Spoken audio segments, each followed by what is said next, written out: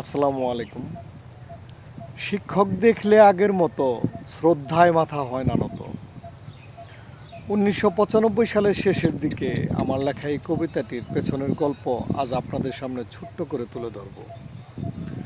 College জীবনের প্রথম 3 দিন 4 জন শিক্ষকের পাঠদানের মুনশিয়ানা দেখে মনে হয়েছিল ওনাদের চেয়ে ভালো শিক্ষক দুনিয়াতে আর নেই। কিছুদিন যেতে না যেতেই সেই শিক্ষকদের আর খুঁজে পাচ্ছিলাম না। একটি পর্যায়ে যখন বুঝে গিয়েছিলাম ওনাদের প্রথম 3 দিনের পাঠদানের ওই কারিশমা ছিল ছাত্রছাত্রীদের প্রাইভেটে আকৃষ্ট করার জন্য কৌশল মাত্র, তখন হতাশ হয়েছিলাম। সেই হতাশা থেকেই এই কবিতাটি লিখেছিলাম।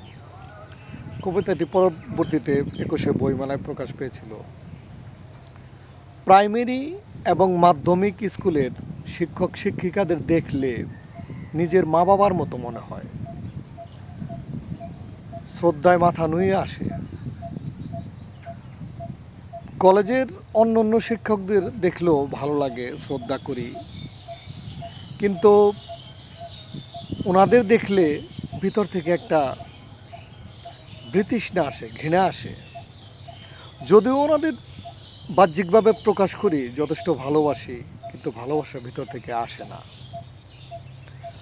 পরবর্তীতে এই শিক্ষকদের চাতুরতা মাধ্যমিক এবং প্রাইমারি পর্যায়েও মহামারীর আকারে ছড়িয়ে পড়েছে,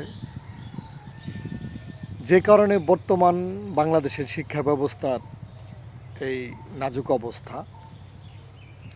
এই অবস্থা থেকে পরিত্রাণ পেতে হলে বাংলাদেশ সরকারের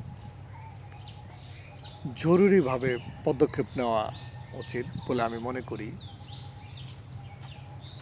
সকলের শুভবুদ্ধির উদয় হোক।